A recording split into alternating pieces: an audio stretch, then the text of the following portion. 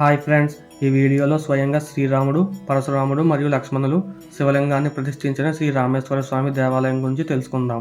ఈ దేవాలయం పశ్చిమ గోదావరి జిల్లా పెనుమంట్ర మండలం నత్తారామేశ్వరం అనే గ్రామంలో ఉంది.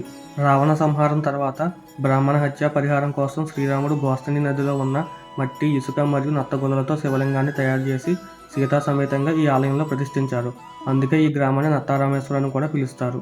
శ్రీరాముడు ప్రతిష్ఠించిన ఈ లింగాన్ని శ్రీ రామేశ్వర స్వామిగా పూజిస్తారు. గోస్తని నదికి తూర్పు దిక్కున లక్ష్మణుడు శివలింగాన్ని ప్రతిష్ఠించారు. ఈ లింగాన్ని లక్ష్మణేశ్వర స్వామిగా పూజిస్తారు. పరశురాముడు ధర్మరక్షణ కోసం తప్పు చేసిన క్షత్రియులను వధించిన తర్వాత పరిహారం కోసం తపస్సు చేసి శివుని అనుమతితో గోస్తని నది తీరంలో శివలింగాన్ని ప్రతిష్ఠించాడు. ఎక్కువ కోపంగా ఉండే పరశురాముడు ప్రతిష్ఠించడం వల్ల ఈ లింగం వేడిగా ఉంటుంది. అందుకే సంవత్సరంలో 11 నెలలు నీటిలో ఉంటుంది.